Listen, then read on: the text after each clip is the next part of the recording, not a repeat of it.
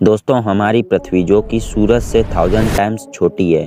सूर्य हमारे सौरमंडल का सबसे बड़ा पिंड है। अगर बात करें इसके डायमीटर की तो ये 13,90,000 किलोमीटर है, जो कि पृथ्वी की तुलना में 109 गुना ज़्यादा हुआ। और इसका मास 1.9 × 10⁻30 किलोग्राम है, जो कि पूरे सोलर सिस्टम का 99% से भी ज़्यादा है। हमारी पृथ्वी पूरे सोलर सिस्टम में उपस्थित प्लैनेट्स में से 5वीं सबसे बड़ी प्लैनेट है। फिर भी ये हमारे सोलर सिस्टम के टोटल मास का केवल 0.0003% ही है।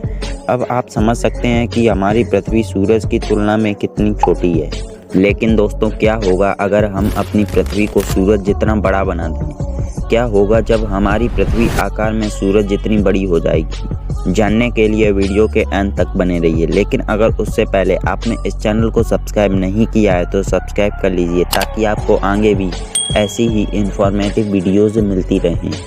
दोस्तों, आज हम पृथ्वी का साइज सीधे ही 3,30,000 गुना बढ़ाकर उसे सीधे सूरज के साइज जितना बना देते हैं। लेकिन हम सिर्फ हमारी पृथ्वी को ही एक्सपेंड करने वाले हैं, उसके रिसोर्सेज को नहीं बढ़ाने वाले। ऐसे में हमारे पृथ्वी के रिसोर्सेज के साथ छेड़छाड़ करना सही नहीं होगा। दोस्तों, हमारे धरती का 71% हिस्सा पानी से घिरा हुआ है।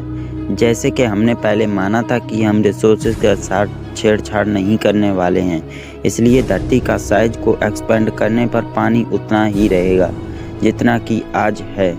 अब अगर पानी धरती के 71% को कवर करता है तो बड़े बड़े समंदर ऐसे लगेंगे जैसे तेज बारिश आने पर बाढ़ का पानी सड़कों पर आ गया हो। नदियाँ ऐसे लगेंगी जैसे बारिश के बाद गड्ढे। अब आप सोच रहे होंगे कि इनको कितना भी स्ट्रेच कर लें, पानी तो उनमें उतना ही रहेगा ना। यहाँ आपको बहुत सारी प्रॉब्लम्स फेस करनी पड़ सकती हैं। अगर आपने बचपन में थोड़ी सी भी साइंस मन लगाकर पढ़ी है तो आप जानते होंगे कि सरफेस एरिया इंक्रीज़ करने पर वेपोरेशन का रेट भी इंक्रीज़ होता है। मतलब जब हम एरिया को इंक्रीज़ कर रहे हैं तो सूरज की रोशनी भी ज़्यादा एरिया में पड़ेगी। ऐसा अगर होता है तो आप जानते ही होंगे कि सूरज की रोशनी ज़्यादा एरिया में पड़ने पर ज़्यादा पानी भाप में बदल जाएगा। इन सब के बीच पानी में रहने वाले बड़े बड़े जीव जैसे व्हेल और शार्क जहाज की तरह हो जाएंगे। मतलब इनका आधा शरीर पानी में होगा तो आधा शरीर पानी से बाहर। ज़्यादा हीट बढ़ने के कारण पानी का टेम्परेचर बढ़ जाएगा और समुद्र की गहराइयों में रहने वाले कोल्ड ब्लडेड एनिमल्स हमेशा के लिए इस धरती से विलुप्त हो जाएंगे। ये इफ़ेक्ट सिर्फ पानी में रहने वाले जीवों पर ही नहीं पड़ेगा, बल्कि ज़मीन पर रहने वाले जीवों को भी काफ़ी परेशानियों का सामना करने पड़ेगा। जाहिर सी बात है कि ज़मीन का एरिया बढ़ने पर वह भी अच्छी खासी स्ट्रेट होने वाली है। इसके कारण ज़मीन और पानी के बीच से डिस्टेंस बहुत ज़्यादा बढ़ जाएगा। ऐसे में ज़मीन पर रहने वाले जानवरों को पानी तक पहुंचने के लिए बहुत ज़्यादा ट्रैवल करना पड़ेगा और वाटर रिसोर्सेज के आसपास ही अपनी ज़रूरत की सारी चीज़ें ढूंढनी होंगी। वैसे ज़मीन पर सिर्फ जानवर ही नहीं रहते, हम इंसान भी तो रहते हैं। दोनों में ज़्यादा फ़र्क नहीं है।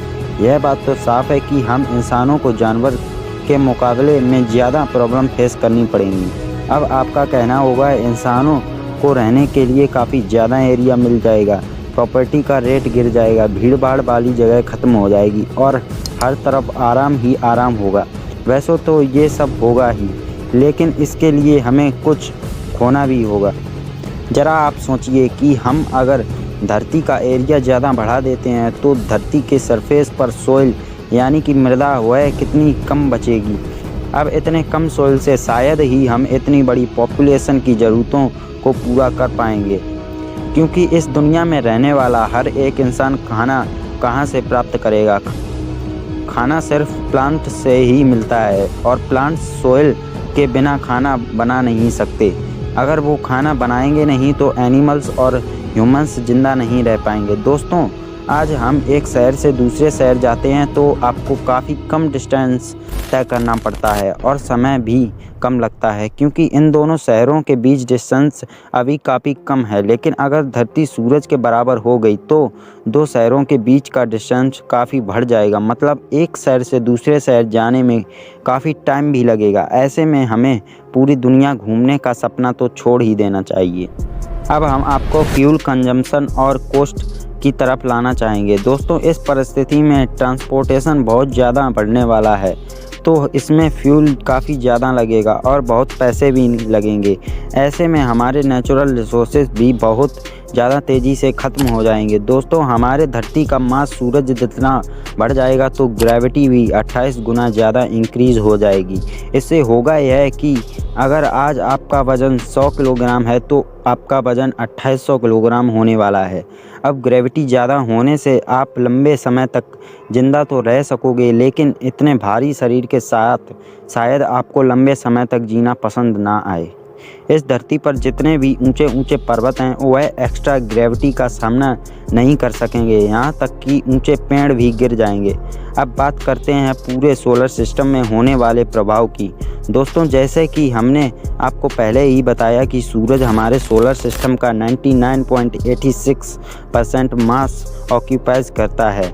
लेकिन अगर सोलर सिस्टम में सूरज का साइज के दो ऑब्जेक्ट होंगे तो धरती और सूरज दोनों ही 99% से ज़्यादा मास ऑक्यूपाइज कर लेंगे।